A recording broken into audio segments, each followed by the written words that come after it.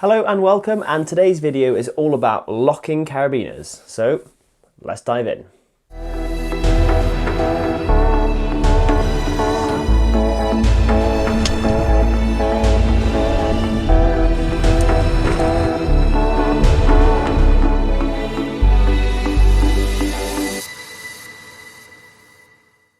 So when we go out climbing, mountaineering, ski mountaineering, all that kind of stuff, it's fair to say that we need at least a few locking carabiners on our harness. They serve a purpose. You would use locking carabiners whilst belaying on your belay device, whilst clipping into an anchor, whilst attaching parts of the anchor together, for example. And knowing how different locking carabiners work in different scenarios is the basis of understanding which carabiners to buy when you're starting out. So before we dive in, big thanks to Searle for sending me a few carabiners. We're also going to look at a few other brands of carabiners just to give it a little bit of context as well. So first things first, let's talk about the shape of the carabiner. So here I've got a selection of kind of 4 different shapes of carabiners that we might use whilst we're climbing. So anything from a D shape like this. This is an oval shaped carabiner. This is what I'd call a large HMS, and this is kind of like a smaller HMS carabiner as well. So these kind of fit into different purposes quite neatly. These kind of carabiners, these D-shaped carabiners, these are great for attaching things together. So for example, a sling and a bolt, because it's really going to hold its direction a lot better than a bigger, wider carabiner. But they're not very good for belaying because they don't have space with the belay device. The belay device gets stuck in the corner, and you don't really have space to put any knots. So for example, if you're putting clove hitches in here, you don't have a huge amount of space. So oval shaped carabiners are really good because you can fit kind of lots of different things into these carabiners, but they do have a tendency to twist around quite a lot. This could be good if you're, for example, putting a clove hitch in the top and then a micro traction in the bottom, or a clove hitch at the top and a clove hitch at the bottom. But yeah, they tend to be a little bit twisty and not great. It's also not totally ideal for belaying because you don't have a huge amount of space up here for the belay device. So a larger HMS carabiner like this is great because you can stack multiple knots onto it, or you can clip maybe loads of carabiners onto it, for example. So sometimes I might stick one of these on an anchor, and then I can clip loads of carabiners onto it to just give me a little bit more space.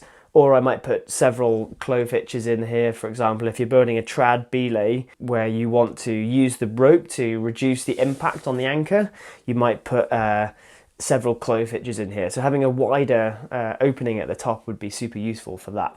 These kind of smaller HMS carabiners are pretty versatile. You can use them kind of to attach things together. It's not ideal because the attachment sometimes can end up like this, and that's definitely going to weaken the carabiner a little bit. So having if you're attaching a bolt and a sling together, this wouldn't be the ideal choice because it might end up a bit more like this. But yeah, it works well for a belay device. You can put a couple of clove hitches in there if it's small ropes, and they feel quite easy to manipulate in the hand as well. It's sort of it's got quite a wide opening here, so sometimes that's useful.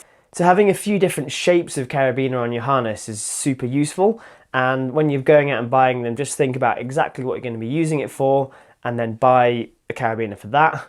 And then likewise, for example, I might buy one of these for my belay device. I might buy one of these so I can use it on an anchor to create a bit more space on a bolt, for example. Might buy one of these for my prusik and my rescue devices, and then I might have 2 or 3 of these shaped ones, and then maybe a spare one of these or something, just to give me a little bit of versatility when I'm out and about. So the next thing that you should probably think about is the locking style of the gate. So for example, we've got a screw gate. These are probably the most common and probably the most popular with folk. The problem with these is you have to remember to screw them up, and if you're a bit forgetful, or if you're getting, if you're new to climbing, you might forget to do these up. These Searle ones have a really nice kind of red strip here, and you know that if you can see the red strip that it's open. But they also lock even if you're just halfway up the red strip as well. So sometimes people just do a half turn to lock their carabiners. I just recommend going all the way, but never cranking down on it. Just so you feel a little bit of bite and then stop, because what happens is when it goes under load, if you accidentally twist it a little bit more, it's going to become locked up. So yeah, just be a bit careful that you don't crank these down too much. So screw gates are good, but yeah, the downside is you need to remember to screw them up. These kind of twist lock action carabiners are good. However, in certain circumstances, they're not going to be too easy. For example, if you clip it to a bolt and then you wanted to clip a clove hitch in, it's quite hard to kind of hold that open and clip a clove hitch in.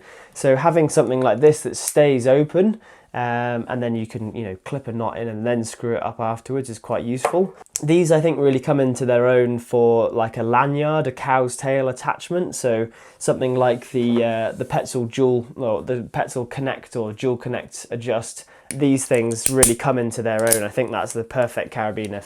You've got enough space for it to kind of sit in the bottom there. It's not going to twist around, and it's small enough, you know, we can get that into a bolt or into a sling or something for our personal connection. So yeah, something like that is going to work really well in that scenario. Petzl also make these kind of ball twist lock carabiners, so it just adds an extra level of security. You have to press in on this little ball before you can twist it. Now something like this, I would say I'd probably have that on my harness, so I could have somewhere that I could clip in quite quickly and easily. And because I have it clipped into my harness, it's easy for me to grab hold of it and manipulate it. But I'd say maybe with really big gloves on, these little you know, anything fiddly and small like that might be a little bit difficult, so you just got to be a little bit careful of that in a sort of winter scenario. Another style of carabiner, this one's actually a BD carabiner, it's a magnetron. It has two little kind of buttons on the side, and you press those and they're magnetized, so it holds the carabiner locked when you let go. Another thing that it has here is this is a sort of a non-twisting carabiner, so you could clip this to your harness and then have your belay device or knots or whatever in the top of the carabiner. It's not going to twist around, it's not going to move. So that's actually a really useful design for some things, like on a belay device. On a gree-gree, for example, this would be really good.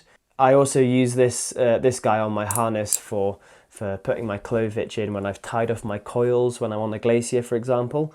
So there's obviously loads of different types of carabiners out there. It can be almost overwhelming, the different shapes, colours, brands, gates, all this kind of stuff. But hopefully that's given you a little bit of an idea about what you should be looking for your personal locking carabiners that you have on your harness. So thanks very much for watching. If you liked the video, make sure you give it a thumbs up. And as always, I will see you in the next one.